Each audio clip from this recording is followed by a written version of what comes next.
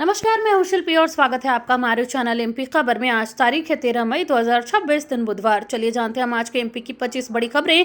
लेकिन उससे पहले मध्य प्रदेश और देश दुनिया की तमाम बड़ी खबरों को सबसे पहले जानने के लिए आप हमारे चैनल को सब्सक्राइब करके बेल आइकन पर जरूर क्लिक करें और हमें फेसबुक पर भी फॉलो करना बिल्कुल भी ना भूलें। साथ ही हमें कॉमेंट करके भी जरूर बताएं कि आप ये वीडियो कहाँ से देख रहे हैं।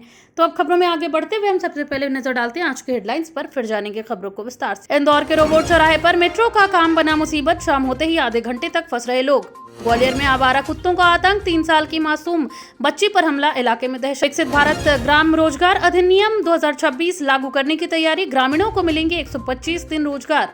मध्य प्रदेश में भीषण गर्मी का कहर, पारा 45 डिग्री पार, 6 जिलों में हीटवेव अलर्ट जारी। निजी कॉलेजों की फीस पर एएफआरसी का बड़ा फैसला, बीएड, एमएड, एलएलबी और एलएलएम छात्रों को राहत। इंदौर विकास प्राधिकरण की ई व्हीकल पहल बनी मिसाल, हर महीने हजारों लीटर ईंधन की बचत। चलिए खबरों को जानते हैं विस्तार से। 26 साल पुराने सीलिंग एक्ट पर हाईकोर्ट सख्त, पूछा खत्म कानून का अब तक क्यों हो रहा है इस्तेमाल। मध्य प्रदेश हाईकोर्ट ने इंदौर में जमीन से जुड़े मामलों में अधिकारियों द्वारा अब भी वर्ष 2000 में खत्म हो चुके अर्बन लैंड सीलिंग एक्ट का हवाला दिए जाने पर कड़ी नाराजगी जताई है। कोर्ट ने राज्य सरकार से जवाब मांगा है कि जब ये कानून 26 साल पहले ही समाप्त हो चुका है तो फिर सरकारी फाइलों और कार्रवाई में इसका उपयोग क्यों किया जा रहा है। मामले की सुनवाई के दौरान कोर्ट ने कहा कि पुराने और समाप्त कानूनों का इस्तेमाल नागरिकों के अधिकारों का उल्लंघन है। वहीं इस मामले ने प्रशासनिक कार्यप्रणाली पर भी सवाल खड़े कर दिए हैं। अब सरकार को तय समय में विस्तृत जवाब पेश करना होगा। इस फैसले के बाद प्रदेश में जमीन और संपत्ति से जुड़े कई पुराने मामलों पर असर पड़ सकता है। इंदौर के रोबोट चौराहे पर मेट्रो काम बना मुसीबत, शाम होते ही आधे घंटे तक फंस रहे लोग। इंदौर के व्यस्त रोबोट चौराहे पर मेट्रो निर्माण कार्य और जगह जगह लगाए गए बैरिकेड्स लोगों के लिए बड़ी परेशानी बन गए हैं। शाम से लेकर रात तक यहां भारी ट्रैफिक जैम लग रहा है, जिससे वाहन चालकों को करीब 30 मिनट तक का लंबा इंतजार करना पड़ रहा है। सर्विस रोड की हालत भी बेहद खराब बताई जा रही है, जहां गड्ढे और धूल के कारण लोगों को दिक्कतें हो रही हैं। स्थानीय लोगों का कहना है कि ट्रैफिक व्यवस्था पूरी तरह बिगड़ चुकी है और रोजाना ऑफिस से लौटने वालों को सबसे ज्यादा परेशानी झेलनी पड़ रही है। प्रशासन ने जल्द ही सुधार का भरोसा दिया है, लेकिन फिलहाल लोगों को राहत मिलती नजर नहीं आ रही है। इंदौर विकास प्राधिकरण की ई व्हीकल पहल बनी मिसाल, हर महीने हजारों लीटर ईंधन की बचत। इंदौर विकास प्राधिकरण ने इलेक्ट्रिक वाहनों को अपनाकर प्रदेश में नई मिसाल पेश की है। प्राधिकरण द्वारा पेट्रोल और डीजल वाहनों की जगह ई व्हीकल्स का इस्तेमाल बढ़ाया जा रहा है, जिससे हर महीने हजारों लीटर ईंधन की बचत हो रही है। अधिकारियों के मुताबिक इससे न सिर्फ खर्च कम हुआ है बल्कि प्रदूषण नियंत्रण में भी मदद मिली है। ई व्हीकल्स के उपयोग से कार्बन उत्सर्जन घटा है और पर्यावरण संरक्षण को बढ़ावा मिला है।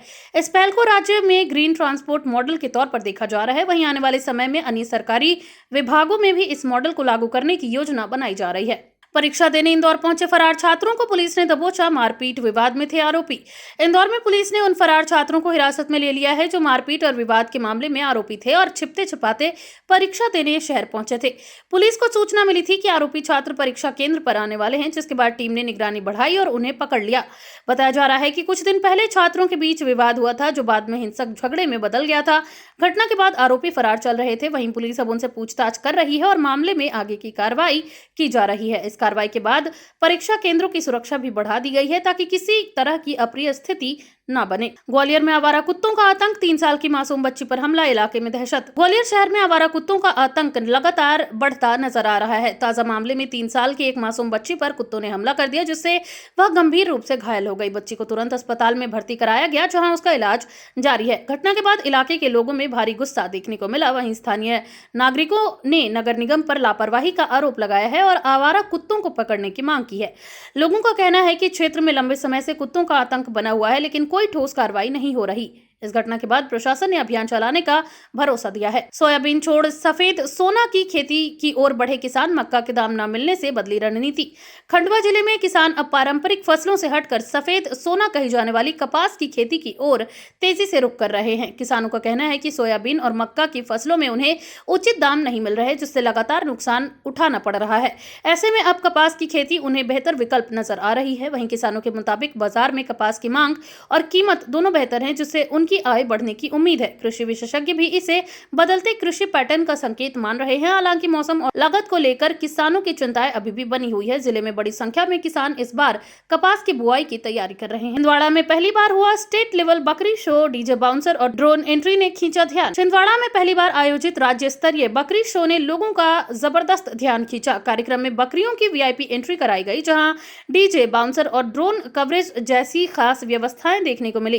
इस अनोखे आयोजन में प्रदेश भर के पशुपालक अपनी खास नस्ल की बकरियां लेकर पहुंचे थे। शो में बकरियों की सुंदरता, वजन और नस्ल के आधार पर प्रतियोगिताएं भी आयोजित की गई। आयोजकों का कहना है कि इसका उद्देश्य पशुपालन को बढ़ावा देना और किसानों की आय में वृद्धि करना है। बड़ी संख्या में लोग इस कार्यक्रम को देखने पहुंचे और सोशल मीडिया पर भी इसकी चर्चा तेज हो रही है। पारंपरिक पशु मेले को आधुनिक अंदाज में पेश करने की ये कोशिश लोगों को काफी पसंद आई। विकसित भारत ग्राम रोजगार अधिनियम 2026 लागू करने की तैयारी। ग्रामीणों को मिलेंगे 125 दिन रोजगार। मध्य प्रदेश में भी ग्रामीण रोजगार को बढ़ावा देने के लिए विकसित भारत ग्राम रोजगार अधिनियम 2026 लागू करने की तैयारी की जा रही है। इस योजना के तहत ग्रामीण क्षेत्रों में लोगों को साल में 125 दिन रोजगार देने का प्रस्ताव है। वहीं सरकार का उद्देश्य गांवों में बेरोजगारी कम करना और पलायन रोकना बताया जा रहा है। योजना के लागू होने से ग्रामीण विकास कार्यों को भी गति मिलने की उम्मीद है। वहीं अधिकारियों के अनुसार इस अधिनियम के जरिए मजदूरों को स्थानीय स्तर पर रोजगार उपलब्ध कराया जाएगा। इससे आर्थिक स्थिति मजबूत होने के साथ गांवों की आधारभूत सुविधाओं में भी सुधार होगा। योजना को लेकर प्रशासनिक स्तर पर तैयारियां तेज कर दी गई हैं और जल्द ही इसके विस्तृत नियम जारी किए जा सकते हैं। निजी कॉलेजों फीस पर एएफआरसी का बड़ा फैसला। बीएड, एमएड, एलएलबी और एलएलएम छात्रों को राहत।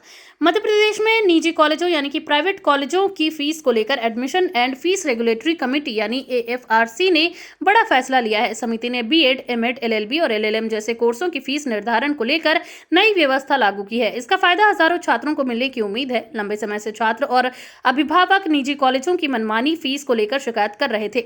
अब नई गाइडलाइन के बाद फीस पर नियंत्रण रहेगा और छात्रों पर आर्थिक बोझ कम होगा।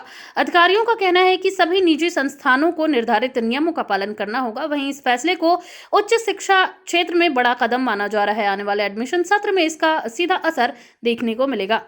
व्यापम एमबीबीएस डिग्री घोटाले में लोकायुक्त जांच तेज। ग्वालियर मेडिकल कॉलेज में भ्रष्टाचार के आरोप। ग्वालियर में व्यापम से जुड़े एमबीबीएस डिग्री घोटाले की जांच अब तेज हो गई है। लोकायुक्त ने मेडिकल कॉलेज से जुड़े भ्रष्टाचार और फर्जीवाड़े के आरोपों की जांच शुरू कर दी। आरोप है कि नियमों को नजरअंदाज कर डिग्रियां जारी की गई और इसमें कई अधिकारियों की भूमिका संदिग्ध है। मामले के सामने आने के बाद मेडिकल शिक्षा व्यवस्था पर सवाल खड़े हो गए हैं। वहीं जांच एजेंसियां दस्तावेजों और रिकॉर्ड की पड़ताल कर रही है।